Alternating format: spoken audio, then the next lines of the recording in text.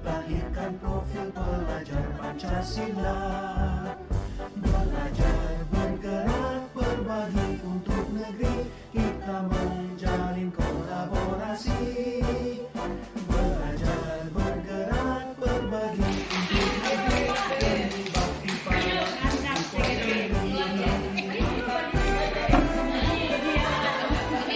Cek 17 duduk.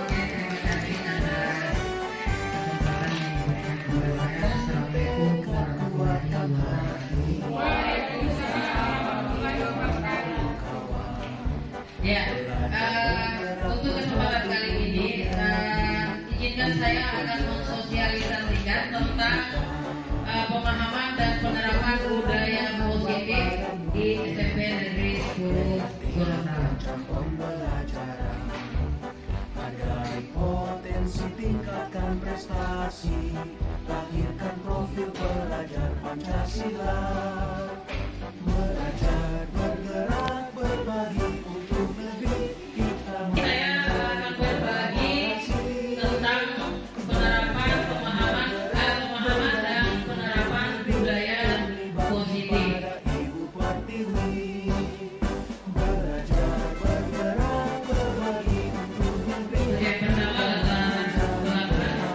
Di sini latar belakang ada perubahan paradigma belajar, kemudian ada disiplin positif, kebutuhan manusia, motivasi perilaku manusia, kemudian ada keyakinan kelas, posisi kontrol restitusi, dan segitiga restitusi.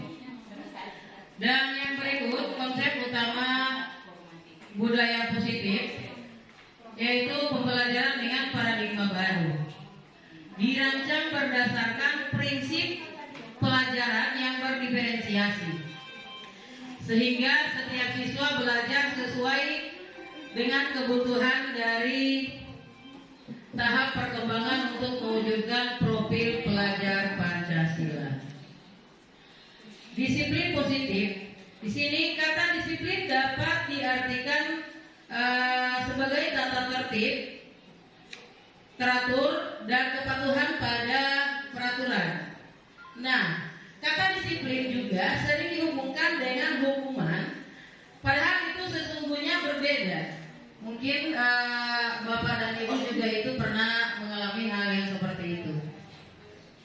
Karena belajar tentang disiplin positif tidak harus dengan memberikan hukuman. Justru itu adalah salah satu alternatif terakhir. Jadi memang biasa hukuman itu juga sering terjadi, tetapi alternatif terakhir apabila perlu kalau perlu memang kita tidak perlu melakukan hal tersebut. Masih ada juga nanti langkah-langkah yang bisa kita lakukan selain mengarah kepada hukuman untuk menerapkan budaya positif atau disiplin positif. Disiplin positif adalah proses pembelajaran yang merupakan pendekatan mendidik anak untuk melakukan kontrol diri dan pembentukan kepercayaan diri. Disiplin ini berbeda sama sekali dengan hukuman, meskipun disiplin sering diterapkan dengan menggunakan teknik hukuman. Kebutuhan dasar manusia. Di sini setiap manusia itu pasti punya kebutuhan dasarnya. Nah, yang pertama ada bertahan hidup, kasih sayang dan rasa diterima, penguasaan, kebebasan, kesenangan. Jadi orang sebagai manusia juga itu membutuhkan kasih sayang, membutuhkan kebebasan, membutuhkan kesenangan, dan harus bertahan hidup apapun caranya. Motivasi perilaku manusia. Di sini menghindari ketidaknyamanan dan hukuman. Motivasi perilaku manusia merupakan dorongan yang timbul dari diri seseorang secara sadar atau tidak sadar untuk melakukan suatu tindakan dengan tujuan tertentu. Murid melakukan disiplin diri karena ia takut dihukum.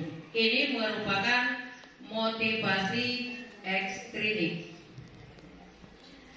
Kemudian mendapatkan imbalan atau penghargaan dari orang lain. Biasanya ini motivasi-motivasi yang bisa kita lakukan untuk membuat anak tersebut bisa berperilaku baik atau berperilaku disiplin. Murid melakukan disiplin diri karena ia ingin mendapatkan imbalan. Ini merupakan motivasi ekstrinsik.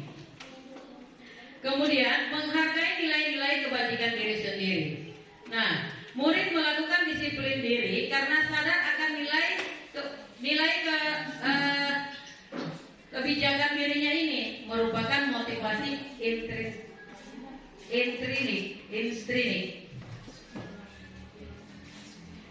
Di sini konsep disiplin dengan identitas gagal, menyakitkan, tidak nyaman, murid takut, memaksa, murid menjadi rendah diri, kemudian murid menyembunyikan kesalahan. Ini masuk dalam konsep disiplin dengan identitas gagal. Ini tidak efektif ya. Mematikan kreativitas, dapat merusak hubungan atau iri, merampas hak, kemudian menghukum dengan sistem ranking. Biasanya itu masih sering terjadi. Nah, di sini saya berfokus pada budaya positif, membuat keyakinan kelas. Di setiap kelas itu pertemuan pertama, alangkah baiknya memang kita harus melakukan yang namanya keyakinan kelas atau membuat keyakinan kelas. Biasanya sering kita sebut juga kesepakatan kelas.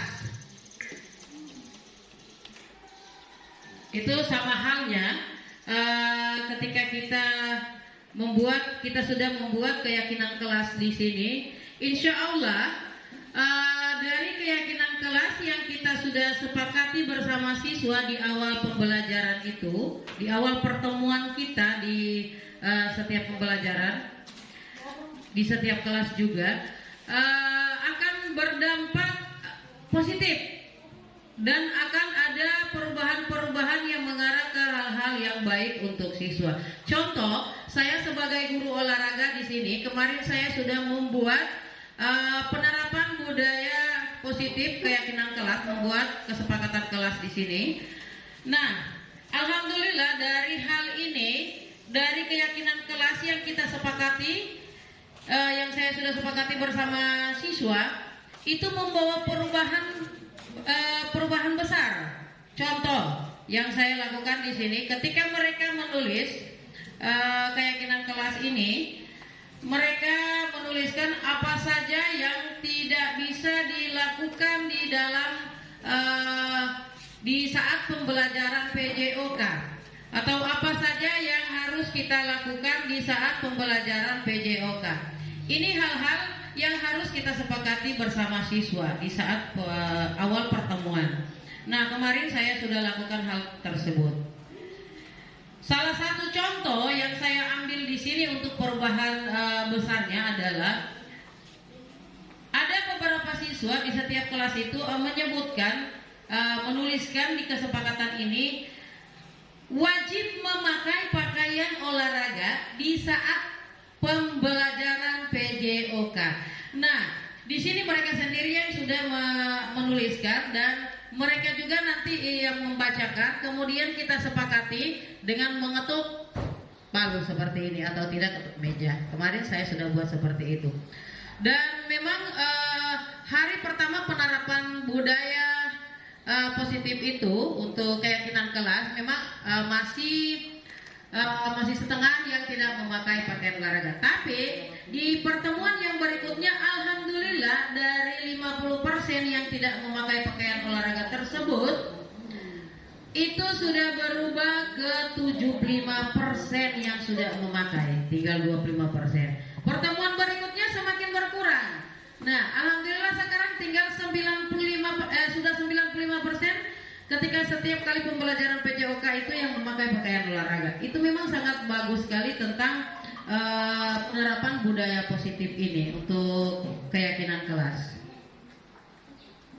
Nah, ini langkah-langkah kemarin yang saya sudah buat. Ini kegiatan membuat keyakinan kelas. Yang pertama kita itu berdiskusi tentang peraturan waktu di pertemuan awal itu. Kemudian ada merumuskan peraturan menjadi keyakinan, dan kemudian yang terakhir menerapkan keyakinan di kelas. Seperti itu. Hal seperti ini sangat bagus untuk kita lakukan. Bagaimana pembentukan keyakinan kelas? Di sini lebih abstrak dari peraturan, berupa pernyataan universal dibuat dalam bentuk positif, sedikit saja agar mudah diingat, agar mudah diterapkan. Kemudian semua warga kelas atau sekolah dilibatkan saat membuat. Jadi seluruh siswa itu wajib menuliskan keyakinan kelas atau kesepakatan kelas yang akan disepakati di hari pertama tersebut. Dan kemudian nanti mereka akan menempelkan di kertas karton.